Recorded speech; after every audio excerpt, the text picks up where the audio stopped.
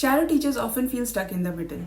How do you bridge that gap and build strong partnerships with both parents and teachers without feeling stressed? Hi, I'm Namita from EducateAble. We help educators, shadow teachers, and parents create inclusive learning spaces for neurodiverse children.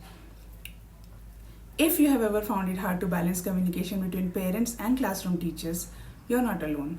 Today, I'm sharing practical strategies to help you communicate effectively, keep healthy boundaries, and advocate for the child's needs, all while staying calm and professional. And if you want to dive deeper into shadow teaching fundamentals, check out my free course on Allison, Introduction to Shadow Teaching and Inclusive Education. The link is in the description. Why this matters? Communication can make or break your role as a shadow teacher. Poor communication leads to confusion, conflict, and inconsistent support for the child. But good communication, it creates consistency between home and school, builds trust, and helps you feel confident in your role. Strategy 1. Start with clarity on your role.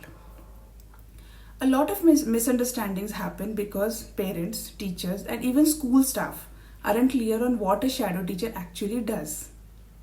Action tip. At the start of the term, share a quick role summary like, I'm here to support child's name in following classroom routines, fostering independence, and making learning accessible, not to teach separately or discipline. Why does this work? Because it sets boundaries early and avoids unrealistic expectations. Strategy 2. Use neutral professional language. Avoid sounding like you are taking sides. Swap judgmental phrases for neutral ones. For example, say, I have observed that instead of he never. Ask, what's working well for you at home instead of you should try this. Pro tip, keep it fact-based. Share observations, not personal opinions. Strategy 3. Document and share progress regularly. Parents want updates and teachers want minimal disruption. The solution? A simple weekly update template with strengths you noticed, strategies that worked, areas to watch. Keep it short, positive, and actionable. Strategy 4. Respect confidentiality and boundaries. Never discuss personal family issues with teachers or staff. If a parent shares sensitive information, thank them and ask, how much of this would you like me to share with the teacher? Keep conversations solution focused and always tied to the child's education. Strategy 5. Advocate without confronting. If a teacher says, he's just not trying, don't react emotionally. Instead, respond with curiosity. I have noticed he struggles more during transitions. Can we try visual cue before moving activities? The goal is to frame suggestions as collaboration, not correction. Strategy 6. Use tools for smooth communication.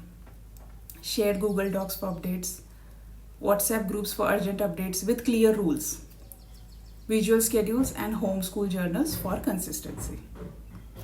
These tools keep everyone on the same page without endless back and forth. Bonus tip.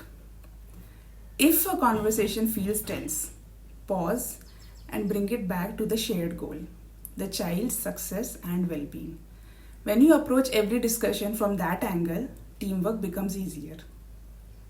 Remember, communication isn't about doing more, it's about doing it better. Start small, clarify your role, keep updates short, and frame every suggestion as a team effort. If you found this helpful, give this video a like, subscribe for more strategies, and don't forget to check out my free Allison course on shadow teaching. The link is in the description. It's packed with practical tips to help you thrive in this role. Thank you for watching, and remember, inclusive education starts with strong communication.